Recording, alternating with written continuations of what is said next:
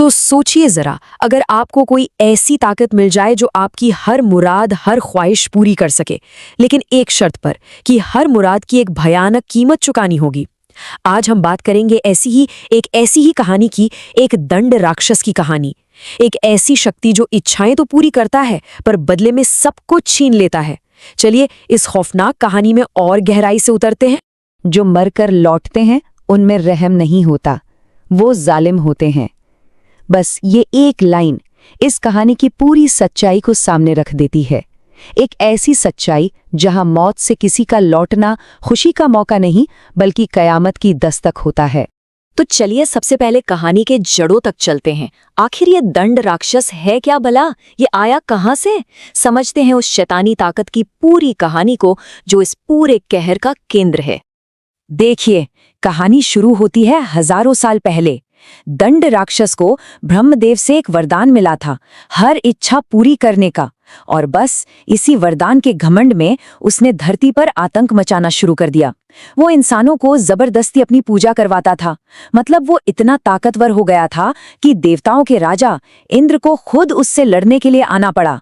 इंद्र ने उसे हराया और एक पत्थर की मूर्ति में कैद कर दिया और फिर उस मूर्ति के 3 टुकड़े करके अलग अलग जगहों पर छिपा दिए ताकि ये शैतानी ताकत फिर कभी सिर ना उठा सके। अब मिलते हैं कहानी के 2 अहम किरदारों से। एक तरफ है रोहित, 12 साल का, जो इस कहानी को सुना रहा है। वो इन सब बातों को अंधविश्वास मानता है। और दूसरी तरफ है उसका दोस्त खांड्या, बिल्कुल उल्टा, एक परेशान हताश लड़का जिसे अक्सर ऐसे सपने आते थे जो बाद में सच हो जाते थे। और खांड्या की यही हताशा इस पूरी तबाही की वजह बनती है। तो अब देखते हैं कि कैसे एक डरावना सपना और एक टूटी हुई उम्मीद एक ऐसी गलती करवा देती है जिसका नतीजा रूह कंपा देने वाला था। क्या होता है जब कोई सपना सिर्फ सपना न लगे बल्कि भविष्य का कोई इशारा लगे? खांड्या के साथ भी यही हो रहा था। उसे बार बार एक ही सपना आ रहा था कि उसे दंड राक्षस की मूर्ति के वो 3 टुकड़े मिल गए हैं। वो अपने सपने पर इतना यकीन कर लेता है कि रोहित को भी मना लेता है कि उस दफन शैतान को ढूंढने में उसकी मदद करे। और फिर खांड्या वो करता है जो नहीं करना चाहिए था। वो उस सोई हुई शैतानी ताकत को जगाने के लिए एक अनुष्ठान करता है। सबसे पहले वो पत्थर के उन 3 टुकड़ों को जोड़कर मूर्ति को फिर से पूरा करता है। फिर उसे रात में खिलने वाले फूलों की माला पहनाता है। इसके बाद वो सबसे खौफनाक काम करता है, अपने पालतू खरगोश गुड्डू की बलि दे देता है। और आखिर में वो अपनी इच्छा मांगता है, अपने जालिम बाप की मौत। लेकिन सवाल यह है कि कोई बेटा अपने ही पिता की मौत क्यों मांगेगा? वजह थी उसके शराबी पिता का वो जुल्म जो वो और उसकी माँ रोज सहते थे। सिर्फ इतना ही नहीं, वो अपनी छोटी बहन पिया की मौत का जिम्मेदार भी अपने पिता को ही मानता था। सोचिए, बहन बीमार थी और इलाज के पैसे उसका बाप शराब में उड़ाया था।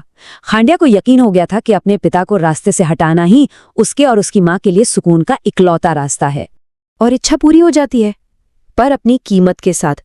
अगली सुबह खांड्या के पिता की लाश मिलती है। किसी ने उसे बड़ी बेरहमी से मार डाला था। लेकिन जैसा मैंने कहा, राक्षस सिर्फ इच्छा पूरी नहीं करता, वो कीमत भी वसूलता है। खांड्या भी अपनी झोपड़ी में मरा हुआ मिलता है। रोहित को एक आखिरी डरी हुई कॉल करने के बाद उसने अपने ही नाखूनों से अपना गला खरोचकर जान दे दी थी।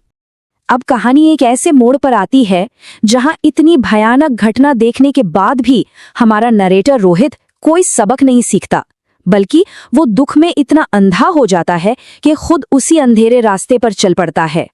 कुछ महीने बीत जाते हैं। रोहित के दादा दादी उसकी माँ पर दूसरी शादी के लिए दबाव डालने लगते हैं। ये बात रोहित से बिल्कुल बर्दाश्त नहीं होती और उसी रात उसे सपने में अपने मरहूम पिता दिखाई देते हैं। बस उसे लगता है कि ये भी खांड्या के सपने की तरह ही एक इशारा है, एक सिग्नल है, और वो ठान लेता है किसी भी कीमत पर अपने पिता को वापस लाना है। गुस्से और दुख में रोहित ठीक वही खौफनाक रस्म दोहराता है। इस बार वो अपनी पालतू बिल्ली की बलि चढ़ाता है और दंड राक्षस से अपने पिता को फिर से जिंदा करने की इच्छा मांगता है। एक और मासूम जिंदगी, एक और खतरनाक इच्छा। और यही कहानी हमें वो सबक सिखाती है जो हम अक्सर भूल जाते हैं। हर दुआ का कबूल होना जश्न की वजह नहीं होता। रोहित की इच्छा भी पूरी हो गई। दरवाजे पर उसके पिता खड़े थे। लेकिन उन्हें देखकर घर में खुशी की लहर नहीं बल्कि खौफ दौड़ गया। वो लौट तो आया था, पर अब वो पहले जैसा नहीं था। तभी दादाजी कांपती हुई आवाज में उस भयानक सच को बयान करते हैं, ये अब तुम्हारा बेटा नहीं है। अगर ये जहन्नुम से लौटा है तो ये हम सबके लिए खतरा है। मतलब वो साफ साफ समझाते हैं कि जो लौटा है वो उनके बेटे का सिर्फ एक खाली जिस्म है जिसके अंदर कोई शैतानी ताकत है। और इससे पहले कि कोई कुछ समझ पाता, दादाजी की ये चेतावनी एक खौफनाक हकीकत बन गई। उस लौटे हुए पिता ने गुस्से में फावड़ा उठाया और अपने ही माँ बाप को बेरहमी से मार डाला। पल भर में घर का मातम एक खूनी मंजर में तब्दील हो गया था। और अब शुरू होता है वो भयानक मंजर जब रोहित और उसकी माँ उसी शैतान से अपनी जान बचाकर भाग रहे थे जिसे खुद रोहित ने अपनी इच्छा से बुलाया था। एक जानलेवा भागदौड़ शुरू हो जाती है। वो शैतान फावड़े से उनकी कार पर हमला करता है। कार क्रैश हो जाती है। अंधेरे जंगल में रोहित और उसकी माँ भाग रहे हैं और वो राक्षस उनके पीछे है। और आखिर में एक माँ अपने बेटे को बचाने के लिए खुद उस शैतान के सामने आ जाती है ताकि रोहित को भागकर उस श्राप को खत्म करने का मौका मिल सके। और इसके साथ ही हम पहुंचते हैं कहानी के सबसे दुखद मोड़ पर, उसके अंत पर, और उस सबक पर जिसे रोहित शायद जिंदगी भर नहीं भूल पाएगा। दुख और गुस्से में पागल हो चुका रोहित उसी खंडहर में पहुंचता है। वो उस पत्थर की मूर्ति पर तब तक वार करता है जब तक वो फिर से 3 टुकड़ों में नहीं टूट जाती। श्राप तो टूट गया, पर इस सब में रोहित खुद पूरी तरह से टूट चुका था। जैसे ही मूर्ति टूटी, उसके पिता का जिस्म भी जलकर राख हो गया। पर रोहित की दुनिया हमेशा के लिए वीरान हो चुकी थी। अपनी एक इच्छा की कीमत उसने अपने पूरे परिवार से चुकाई थी। उसका दोस्त, दादा दादी और आखिर में उसकी माँ, सब खत्म हो चुका था। कहानी के आखिर में रोहित मूर्ति के उन 3 टुकड़ों को इकट्ठा करता है और उन्हें दूर अलग अलग तालाबों में फेंक देता है ताकि ये श्राप फिर किसी की जिंदगी बर्बाद ना कर सके। उसने मूर्ति के टुकड़े तो बिखेर दिए, पर अपनी बिखरी हुई जिंदगी को वो शायद ही कभी समेट पाया हो।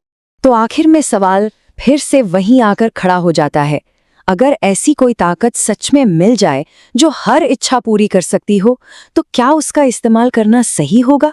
ये कहानी हमें एक ही बात सिखाती है, अपनी ख्वाहिशों से सावधान रहिए, क्योंकि कुछ इच्छाओं का अधूरा रह जाना ही सबसे बेहतर होता है।